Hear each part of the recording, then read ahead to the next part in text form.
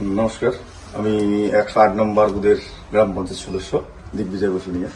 গতকাল রাতে একটা 10:30টা নাগাদ একটা বিশৃঙ্খলার ঘটনা হয়।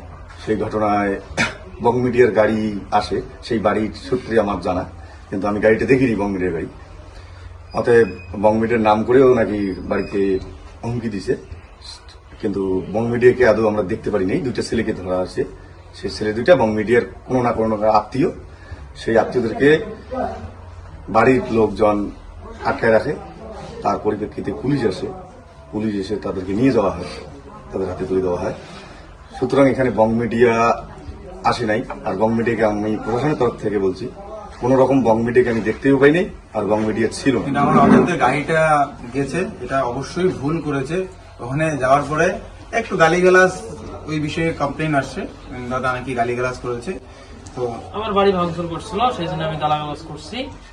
মানে বাড়িতে ধাক্কা ধাক্কি করছিল অনেক সময়, জানলা দরজায় ভাঙচুর। ঘটনাস্থলে যেহেতু আমি ছিলাম না, এই বিষয়ে বলতে পারছি না, কিন্তু ঘটনাটা হয়েছে কি, অ্যাঞ্জেল পিয়ে যে আছে তাকে গালিগালাজ করেছে অকথ্য ভাষায়। এই দাদা নট শিওর, আমি এটা জানি না, শোনা কথা আমার। তো সেই বিষয়ে ওর যে দাদা আছে, ওর দাদারা গেছে একটু কথা বলতে, তো রাগ হয়ে গেছে যেহেতু নিজের বোন বলে কথা।